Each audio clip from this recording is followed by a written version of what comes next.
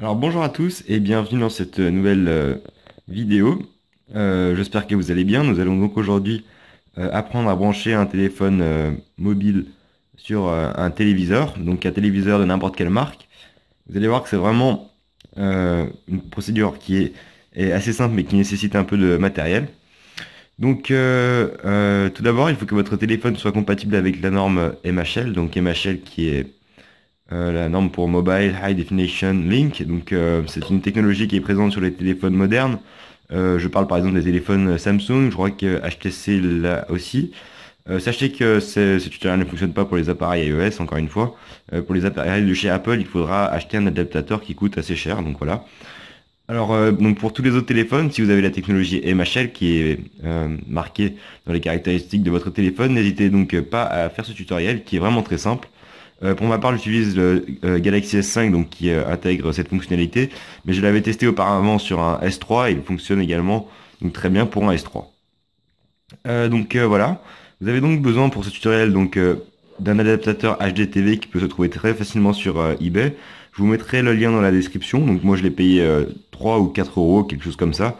Vraiment pas cher, je l'ai fait importer. Donc voilà, vous voyez qu'on peut en trouver des pas très chers. Samsung, je sais qu'ils en vendent, mais vous avez souvent des prix assez élevés, alors qu'en réalité, vous pouvez très bien acheter ce type d'adaptateur pour vraiment pas cher sur Internet. Le lien sera dans la description si vous voulez plus d'informations. Donc voilà. Comment ça va marcher? C'est très simple. On va brancher ce, ce câble micro USB sur son téléphone et le faire ressortir ici en DVI sur votre téléviseur.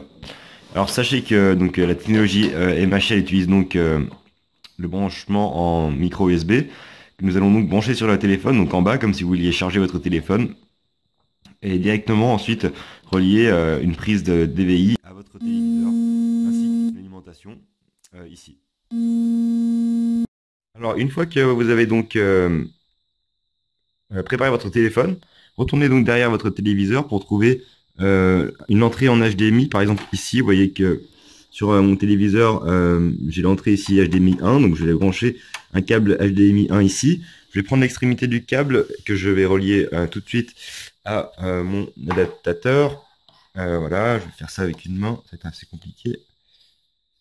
Voilà l'adaptateur, hop. Donc voilà, le câble est branché. Préparez votre téléviseur.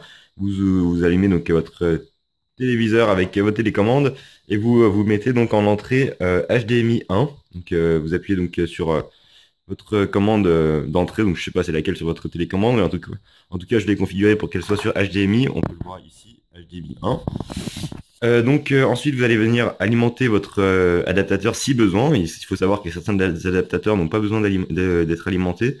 Voilà, donc le mien a besoin d'être alimenté, donc une entrée en micro USB, donc je vais tout de suite le faire. Et donc nous voilà donc avec notre branchement final. L'entrée ici, l'alimentation ici, et on va donc venir ici brancher notre téléphone. Donc je vais le faire tout de suite. Je vais donc pas pouvoir tout faire car je suis en train de filmer avec le téléphone actuellement. Donc on va voir comment on peut se débrouiller. Je branche maintenant le téléphone. Et normalement l'image devrait s'afficher. Vous voyez que on a de marqué câble HDMI branché.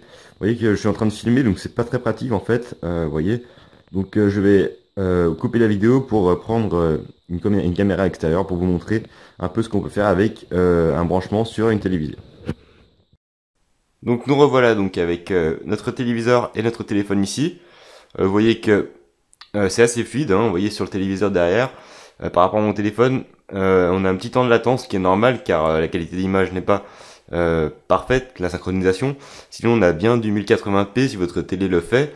Donc, mon téléphone le fait, ma télé également, donc c'est compatible. Et on voyait que on peut vraiment travailler avec le téléviseur et le téléphone juste ici.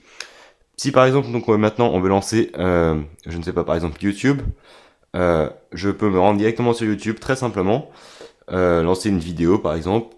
On peut mettre même donc une de mes vidéos ici, on peut la mettre, on peut retourner l'écran comme ceci et mettre du plein écran sur mon téléviseur comme ceci. Donc voilà, lancer la vidéo, on voit que ça charge donc comme sur le téléphone